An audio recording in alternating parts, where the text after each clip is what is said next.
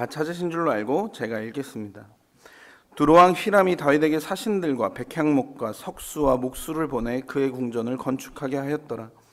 다윗이 여호와께서 자기를 이스라엘의 왕으로 삼으신 줄을 깨달았으니 이는 그의 백성 이스라엘을 위하여 그의 나라가 높이 들림을 받았음을 알미였더라. 다윗이 예루살렘에서 또 아내들을 맞아 다윗이 다시 아들들과 딸들을 낳았으니 예루살렘에서 낳은 아들들의 이름은 삼무아와 소밥과 나단과 솔로몬과 이팔과 엘리수아와 엘벨렛과 노가와 네벡과 야비아와 엘리사마와 브엘야다와 엘리벨렛이었더라. 아멘. 저는 오늘 함께 읽은 이 역대상 14장 1절에서 7절까지의 말씀을 본문으로 다윗이 또라는 제목으로 말씀 함께 나누고 또 기도하는 시간 갖고 싶습니다. 오늘 제목이 참 재밌는 게 뒤에 문장부호를 어떻게 맞히느냐에 따라서 느낌이 좀 다른 거죠. 이렇게 올리면서 물음표가 붙어 있으면 다윗이 또 이렇게 되는 거고, 느낌표나 마침표가 돼 있으면 다윗이 또 그렇게 되는 거죠. 오늘 1절부터 7절까지 함께 읽고 또 그 안에서 특별히 3절부터 7절까지 말씀 중심으로 함께 말씀 좀 나누고 싶습니다. 어제까지 큐티했던 우리 역대상 13장 말씀에서는 기럇 여아림에 있던 그 하나님의 언약궤를 다윗이 이제 다윗성으로 옮겨오려고 시도합니다. 원래 언약궤를 옮기려면 고앗자손 4명이면 충분히 고앗자손으로 옮기는 것이 아니라 수레로 그 언약궤를 옮기는, 어떻게 보면 실수인 거죠.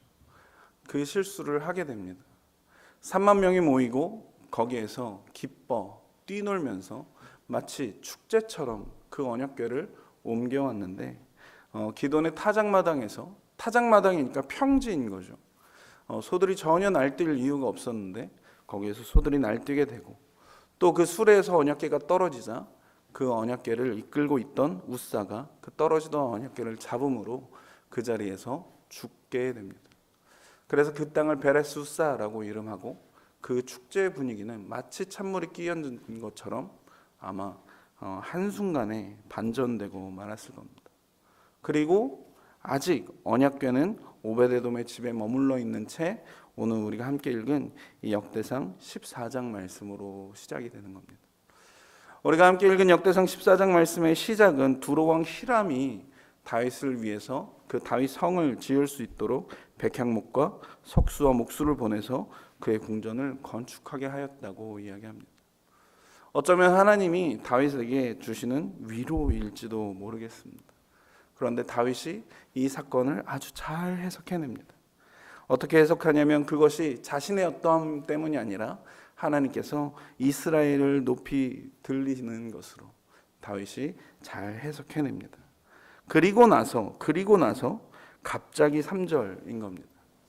갑자기 3절에 다윗이 예루살렘에서 아내들을 맞이했다라고 이야기하는 겁니다. 그런데 여기에 굳이 그리고 지속적으로 여전히 예루살렘에서 다윗이 아내들을 맞이했다고 이야기합니다. 우리가 이 다윗이 맞이했던 아내들에 대한 이야기는 이미 우리가 알고 있습니다. 왜냐하면 우리가 앞에 역대상 3장 말씀을 보면요, 다윗의 계보를 통해서 다윗이 맞았던 아내들, 그리고 그 아내들을 통해서 낳았던 아들들의 이름이 기록되어 있습니다. 잠깐 앞으로 좀 옮겨서 역대상 3장 말씀을 좀 보면요, 제가 읽어보겠습니다. 다윗이 헤브론에서 낳은 아들들은 이러하니 맏아들은 암논이라 이스라엘 여인 아히노암의 소생이요, 둘째는 다니엘이라 갈멜 여인 아비가일의 소생이요, 셋째는 압살롬이라 그스왕 달메의 딸 마아가의 아들이고, 넷째는 아도니아라 학기스의 아들이요, 다섯째는 스바디아라 아비달의 소생이요, 여섯째는 이드람이라 다윗의 아내 에글라의 소생이니 이 여섯은 헤브론에서 나왔더라. 다윗이 거기서 7년 6개월을 다스렸고 또 예루살렘에서 33년 다스렸으며, 예루살렘에서 그가 낳은 아들들은 이러하니 시므아와 소박과 나단과 솔로몬 네 사람은 다함멜의 딸 바수아의 소생이요 라고 이야기하면서 예루살렘에서 맞은 아내들의 이름과 그 아내들로부터 낳은 아들들의 이름이 기록되고 있습니다. 역대상 3장 5절부터의 말씀이 오늘 우리가 함께 읽은 역대상 14장 3절부터 7절까지의 말씀과 반복이 되는 거죠. 그러면서 역대상 14장에서는 다윗이 예루살렘에서 아내들을 맞이했는데 굳이 또라는 말을 기록하면서 다윗이 헤브론에서부터 그 7년 6개월 동안에서부터 쭉 지속적으로 그리고 아주 반복적으로 아내들을 맞이했었다라고 이야기하는 겁니다. 계보들, 다윗의 아들들에 대한 이야기를 보면 헤브론에서 7년 6개월을 다스리는 동안 6명의 아내를 맞이했고 6명의 아들을 낳았다고 이야기합니다. 어떻게 보면 이거 이해할 수 있는 겁니다. 왜냐하면 다윗은 이제 갓 왕으로 등극한 사람이고 이때 당시에는 이방 나라와 결혼함으로써 정치적인 관계를 맺는 것이 아주 일반적이고 보편적인 일이었습니다. 그런데 우리가 역대상 3장에 기록되어 있는 다윗이 헤브론에서 낳았던 6명의 아들들의 이름들, 특별히 그 아들들을 낳았던 아내들의 이름을 보면 그 아내들이 어떤 사람이었는지 이야기하는데, 재미있는 것은 거기에 정치적으로 배경이 될 사람은 셋째를 낳았던 그 그술왕 달메의 딸 마아가밖에 없는 겁니다. 그러니까 다윗이 그 헤브론에서 7년 6개월 동안 있는 동안 6명의 아내를 맞이했던 것은 정치적인 목적, 그 정략적인 결혼이었다고 보기에는 조금은 어려울지도 모르겠습니다. 뿐만 아니라 다윗이 이제 7년 6개월 동안 헤브론에서 다스린 이후에 예루살렘으로 넘어와서 다윗은 여전히 예루살렘에서도 아내들을 맞이했고 아들들을 낳았고, 역대상 3장에서는 예루살렘에서 낳은 아들들의 이름이 9명만 기록되어 있지만 오늘 우리가 함께 읽은 역대상 14장에서는 무려 13명의 이름이 기록되어 있을 뿐만 아니라 그 외에도 수없이 많은 아들들 그리고 수없이 많은 딸들을 낳았다라고 이야기하는 겁니다. 뿐만 아니라 역대상 14장에서는 역대상 말씀에서는 다윗이 맞이했던 사람들을 아내들이라고 이야기하지만 사무엘서에서는 이 사람들을 아내라고 이야기하기보단 처첩이라고 이야기하는 겁니다. 그러니까 처로 맞이한 사람도 있지만 분명히 그 이름도 없는, 여기에 물론 기록되지 않은 자녀들의 이름도 많이 있겠지만 첩들도 후궁들도 많이 거느리고 있는 겁니다. 그러면서 역대상 3장 말씀은 그 다윗이 맞이했던 그 아내들의 맨 마지막을 누구라고 이야기하냐면 밧수아라고 이야기하는 겁니다. 밧수아는 우리가 알고 있는 밧세바입니다. 밧세바를 끝으로 다윗이 더 이상 아내를 맞이하는 것을 그치게 되는 겁니다. 그러니까 오늘 우리가 함께 읽은 역대상 14장 3절에 기록되어 있는 다윗이 또 아내들을 맞이했다, 아주 반복적이고 아주 지속적으로 아내들을 맞이했다라고 이야기하면서, 그런데 결국 그 끝은, 그 맨 마지막은 누구냐면 밧세바로 끝이 나는 겁니다. 저는 오늘 이 다윗의 다시 한번 예루살렘에서 또 아내들을 맞이했다라는 이 이야기를 보면서 여전히 우리 안에 끊어지지 않는, 그리고 아주 반복적이고 그리고 아주 습관적이고 지속적인 죄에 대한 이야기들을 함께 하고 싶습니다. 다윗이 헤브론에서부터 지속적으로 아내들을 맞이했습니다. 그리고 많은 아들들을, 많은 자녀들을 낳기 시작했습니다. 우리나라 속담에 가지 많은 나무 바람 잘 날 없다고, 얼마나 많은 일들 있었겠습니까? 아시는 것처럼 저도 아들 셋인데요, 난리 납니다.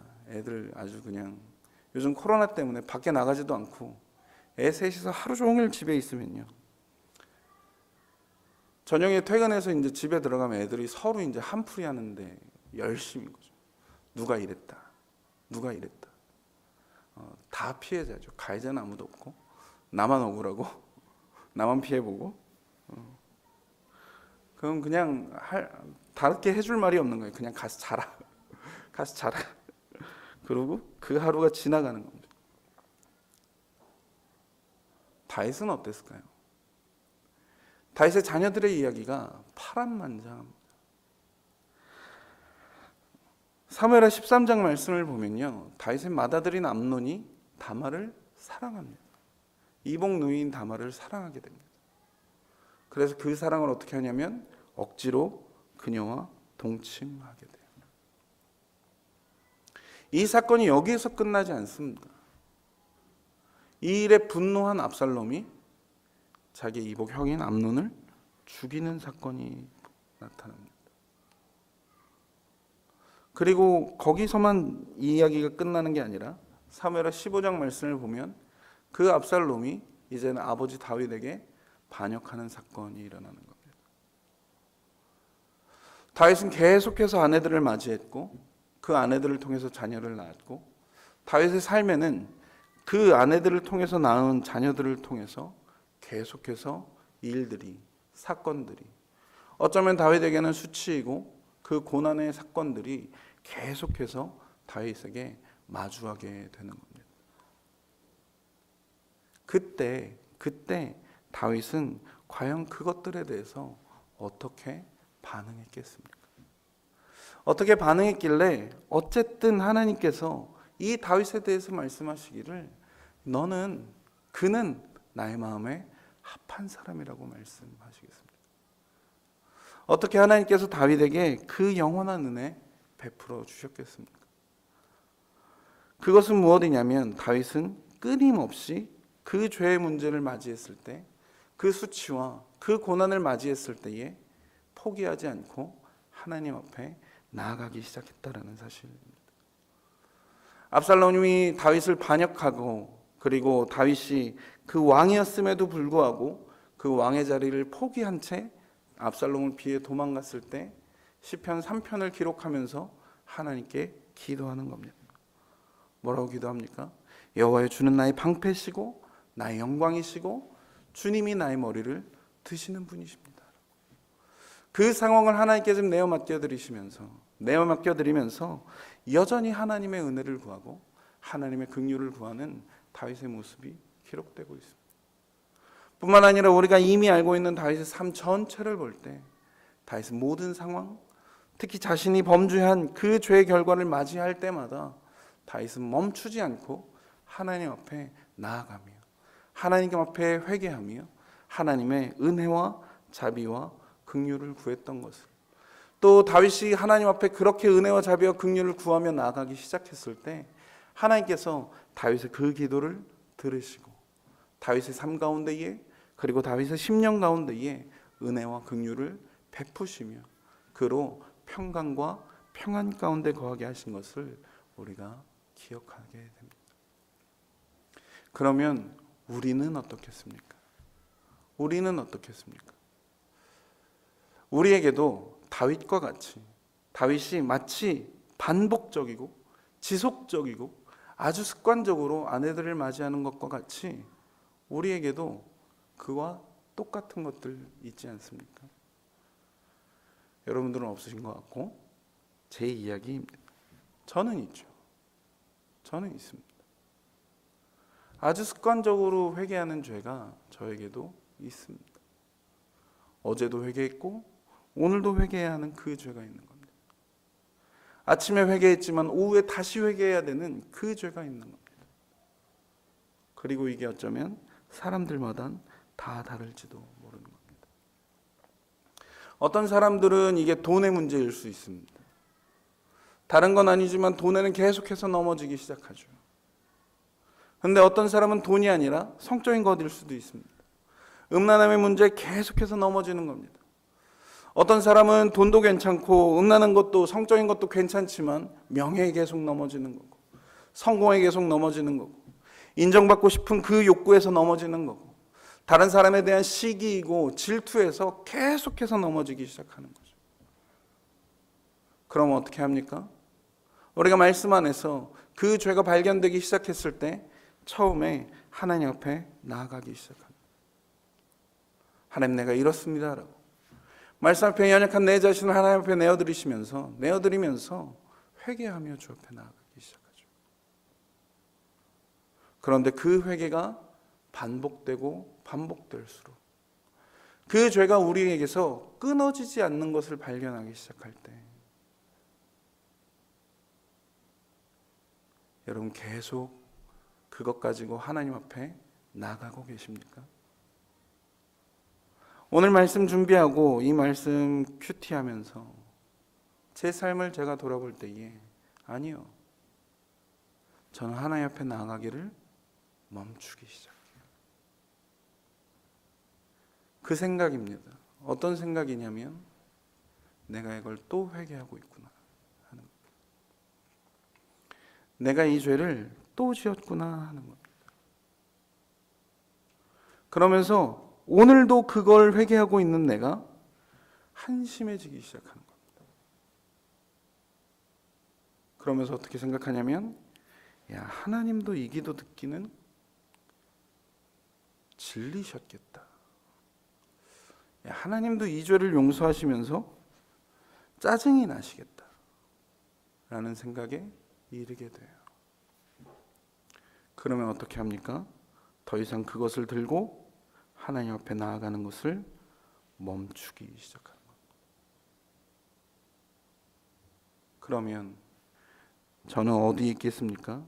계속해서 그 죄의 자리에 아주 반복적이고 아주 습관적이고 아주 지속적인 그 죄의 자리에 저는 여전히 머물러 있는 겁니다.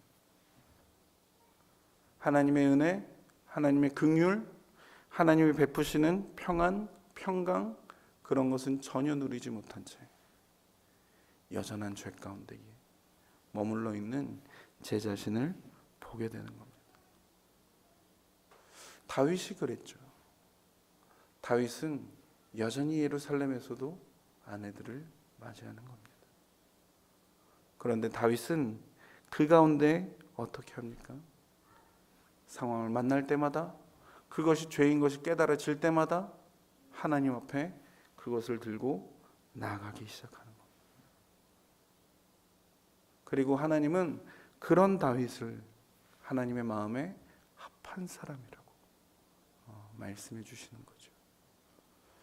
오늘 우리에게 특별히 역대상 14장에 있는 다윗의 그 아내들 그리고 아들들의 이름들을 함께 읽고 있는 저와 여러분에게 하나님께서 주시고자 하는 말씀, 하나님께서 들려주시고자 하시는 그 말씀이 그것과 다르지 않다고 믿습니다. 우리 안에 있는, 내 안에 있는 그 아주 지속적이고 아주 반복적인 그 죄에 대해서 끊임없이 하나님 앞에 나오라고, 십자가 앞으로 그것들 가지고 나오라고 하나님께서 우리를 초청하시고 계신 줄 믿습니다. 그러면서 하나님께서 우리에게 약속하시는 겁니다. 이사야 말씀에 하나님께서 뭐라고 말씀하십니까? 너희 죄가 주홍 같을지라도 눈과 같이 희어질 것이라고, 진홍같이 붉을지라도 양털같이 내가 희게 하겠다고. 뿐만 아니라 뭐라고 약속하십니까? 주께서 우리의 영혼을 사랑하셔서 멸망의 구덩이에서 건지실 뿐만 아니라 우리의 모든 죄를 주의 등 뒤로 던져버리셨다라고 말씀하시는 겁니다. 뿐만 아니라요, 동이 서에서 먼 것 같이 우리의 죄가를 우리로부터 멀리 옮기셨다라고. 그리고 내가 그들의 죄악을 사하고 다시는 내가 그 죄를 기억하지 않겠다라고. 이것이 여호와의 말이라고 우리에게 말씀하시고 계시는 겁니다. 그러니 우리가 이 하나님의 말씀을 믿고 있다면, 우리가 믿고 있는 이 하나님이 이런 분이라면, 그리고 우리가 아주 반복적이고 습관적이고 지속적인 이 죄들을 들고 나가야 할 분이 이런 하나님이라면 우리는 그 죄마저도 하나님 앞에 들고 나가는 것을 멈추지 말아야 할 줄 믿습니다. 하나님이 약속하신 거잖아요. 하나님께서 우리가 이미 회개한 죄는 내가 다시 기억지 않겠다라고 말씀하셨어요. 기억하는 건 누구만 기억하는 겁니까? 나만 기억하는 거죠. 나만 이 회개를 만 몇 번째 하고 있구나. 그거 나만 기억하고 있는 겁니다. 우리가 하나님 앞에 회개하고 주의 그 십자가 앞으로 나아갈 때에 그 죄를 고백하고 하나님의 은혜와 하나님의 용서와 하나님의 긍휼을 구하기 시작할 때 하나님은 이전에 우리의 죄가를 기억하시는 것이 아니라, 하나님, 내가 이 죄를 또 지었습니다. 그때 하나님이 언제라고 물어보실 거예요. 그리고 우리를 여전히 용서하시며 우리의 마음에 그 죄로 인한 불안함이 아니라, 두려움이 아니라 하나님께서 베푸시는 평안과 평강으로 채우실 줄 믿습니다. 고린도전서 1장 8절과 9절 말씀을 보면 주께서 너희를 우리 주 예수 그리스도의 날에 책망할 것이 없는 자로 끝까지 견고하게 하시리라. 너희를 불러 그의 아들 예수 그리스도 우리 주와 더불어 교제하게 하시는 하나님은 미쁘시도다라고 이야기합니다. 이 말씀을 읽을 때는 사실은 좀 앞뒤를 좀 바꿔서 읽고 싶습니다. 9절과 8절을 반대로 좀 읽고 싶습니다. 하나님이 우리를 부르셨다라고 말씀하세요.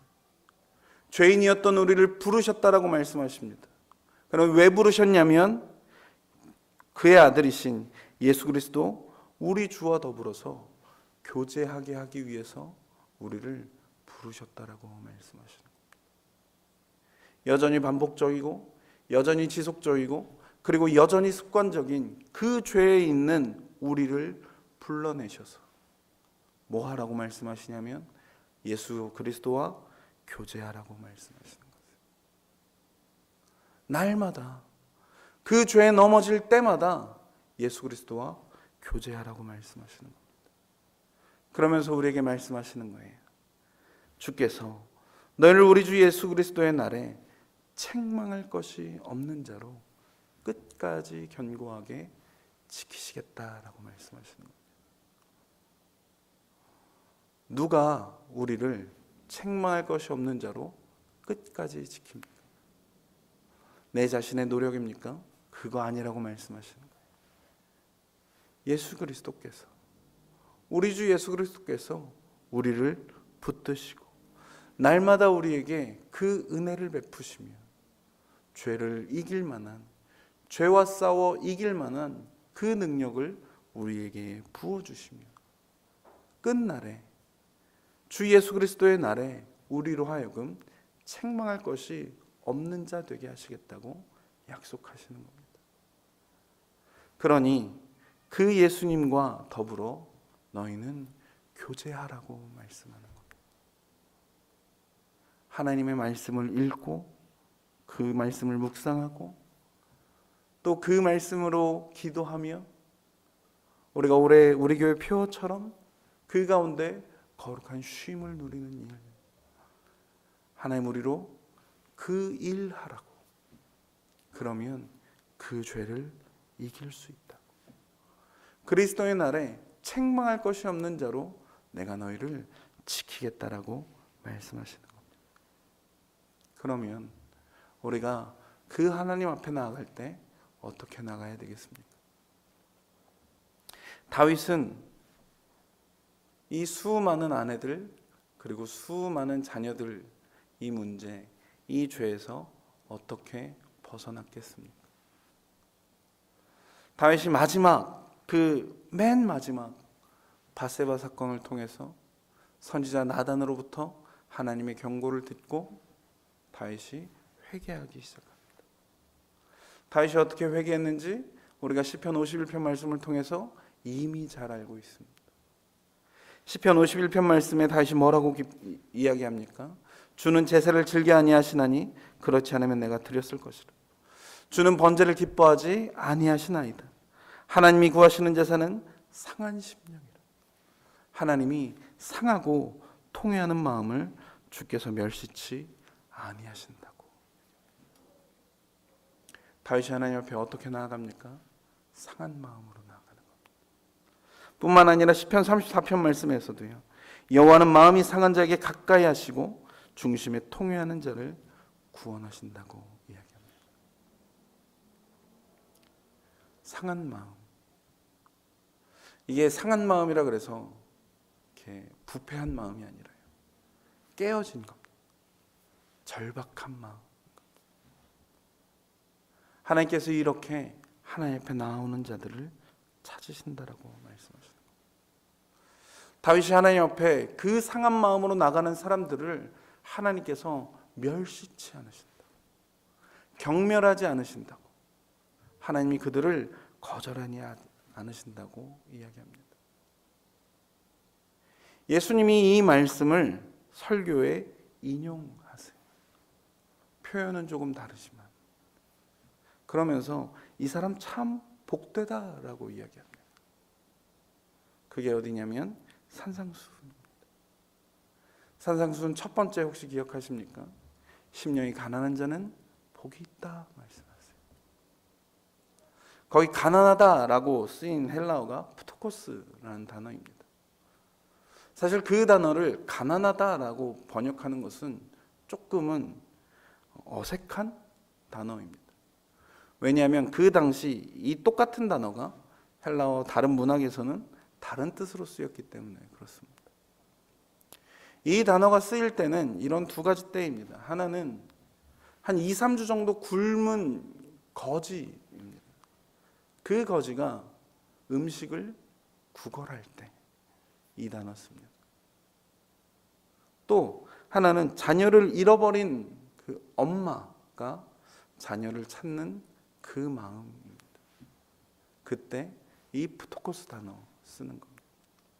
우리가 알고 있는 심령이 가난하다 이 얘기랑은 어떻게 조금은 거리가 좀 있죠. 그렇게 하나님 앞에 나아가는 사람, 예수님이 그들을 복 있다라고 말씀하시는 겁니다. 어쩌면 다윗은 계속해서 아내들을 맞이했지만 그 죄를 발견할 때마다 그 아내들과 자녀들로 자신의 삶의 사건이 마주칠 때마다, 사건이 닥칠 때마다 하나님 앞에 그렇게 나간 거죠. 상한 심령으로 나갔고 통회하는 마음으로 나갔고 예수님이 말씀하신 것처럼 가난한 마음으로 나간 것이죠. 결국에는 어떻게 됩니까? 하나님의 긍휼을 입고 하나님의 은혜를 입었을 뿐만 아니라 하나님께서 베푸시는 그 평안, 평강이 다윗 안에 넘쳐나게 되는 것을 보게 됩니다. 우리 안에 이 마음이 있게 되기를 소망합니다. 하나님 앞에 나아갈 때에 그냥 어느 정도의 그 은혜, 그저 그 정도의 은혜가 아니라 정말 하나님의 은혜로 우리의 삶이 충만케 되어지기를 소망합니다. 하나님의 은혜는 추상적인 것도 아니고 그냥 느낌도 아니고 이게 무슨 환각제처럼 이렇게 뿅 가게 하는 것도 아니고 그 은혜는 삶을 바꿔내는 것이죠. 바세바 사건 이후에 다윗의 삶에 하나님의 은혜가 임하자 다윗은 아내 맞이하는 것을 그치게 되죠.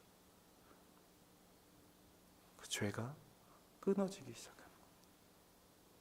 어디서부터입니까?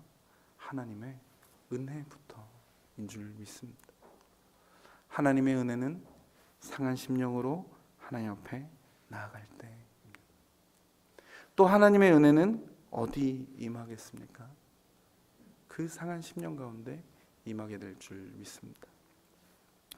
여호수아 2장 말씀을 보면 아직 가나안 땅에 들어가기 전입니다. 요단강에서 약 한 12km 정도 떨어져 있는 그때입니다. 그때 두 명의 정탐꾼을 보냅니다. 많은 학자들이 이 정탐 때문에 여호수아를 비난합니다. 왜냐하면 어디에도 하나님이 그 정탐꾼을 보내라고 여호수아에게 말씀하신 기록이 없기 때문에 그렇습니다. 그래서 여호수아가 하나님을 믿지 못한 것이냐, 하나님을 신뢰하지 못한 거냐, 뭐 이런 논란, 비난 좀 있지만 그건 잘 모르겠습니다. 중요한 것은 그 정탐꾼이 가서 보고 온 것은 무엇입니까? 그 땅에 그 하나님이 진노하시고 하나님이 심판하시고 하나님이 멸망시키실 그 여리고 땅, 그 성 안에 모두 다 죽어야 하지만 죽지 말아야 할 한 사람이 있는 것을 보게 하시는 겁니다. 누구입니까? 라합입니다. 라합의 직업 기억하십니까? 기생이죠. 아무도 거들떠보지 않는, 아무도 돌보지 않는, 어쩌면 죄로 가득하게 덮여있는 그 여인, 라합이 있음을 보게 하시는 겁니다. 실제로 이스라엘 민족이 여리고 성을 들어갈 때에 7일 동안 한 바퀴씩 돌죠. 마지막 날 여리고 성 무너지고 그 땅을 진멸하기 시작할 때 여러분 한번 생각해 보시겠습니까? 상상해 보시겠습니까? 난리가 났을 겁니다. 난공불락의 성이 무너졌습니다. 그것만으로도 큰일인데 그때부터 하나님의 심판이 시작되고 이스라엘 민족의 살육이 시작되는 겁니다. 그런데 그때 어느 집 창문에서 붉은 줄 하나가 떨어지는 겁니다. 그것은 무엇입니까? 그 집은 넘어가야 되는 것이에요. 그 집은 건들면 안 되는 겁니다. 하나님의 은혜는 어디 임하십니까? 기생 라합에게 임하는 겁니다. 또요, 여호수아 8장입니다. 여호수아 8장 말씀을 보면 시딤에 이스라엘 민족이 모여 있습니다. 이 시딤은 어깨라는 뜻입니다. 왜냐하면 이 시딤 땅 양쪽 끝으로 약간 이렇게 오뚝하게 산이 솟아 있습니다. 유명한 산입니다. 한쪽은 에발산이고 한쪽은 그리심산입니다. 지금 이제 코로나 때문에 우리가 밖에도 못 나가지만 나중에 꼭 이스라엘 가보시면 여기 꼭 가보시기를 부탁드립니다. 세겜 땅. 에발산과 그리심산은 헷갈릴 수 없습니다. 왜냐하면 에발산은 아무것도 없습니다. 그냥 돌산입니다. 반대로 그리심산은 숲풀이 묵어져 있는. 그래서 에발산은 저주를 의미하지만 그리심산은 축복을 의미합니다. 여호수아 8장 말씀을 보면 여호수아가 큰 돌을 떼어다가 거기에다 석회를 칠하고 모세를 통해 주셨던 하나님의 그 율법의 말씀들을 기록합니다. 그러면 그 하나님의 그 축복되는 놀라우신 그 말씀을 여러분이라면 에발산에 두시겠습니까? 아니면 그리심산에 두시겠습니까? 저주의 땅에 그 말씀 두시겠습니까? 아니면 축복의 땅에 그 말씀 두시겠습니까? 그 말씀의 돌은 에발산에 놓여집니다. 왜 거기입니까? 거기에 하나님의 은혜가 필요하기 때문인 줄 믿습니다. 저주가 있는 곳에 하나님의 복이 필요하기 때문인 줄 믿습니다. 한 가지만 더 이야기할까요? 창세기 3장에서 아담과 하와가 하나님 앞에 범죄하고 에덴 동산에서 쫓겨납니다. 그래서 나와서 아들 둘 낳죠. 하나는 가인이고 하나는 아벨입니다. 둘이 같이 예배드려요. 같이 예배드리진 않았겠죠. 따로 떨어져서. 잘 아시죠? 하나님이 가인과 그의 제사는 받지 않았어요. 아벨과 아벨의 제사는 받으십니다. 그래서 가인이 동생 아벨을 시기하기 시작합니다. 그래서 그를 들로 불러내어서 돌로 쳐 죽입니다.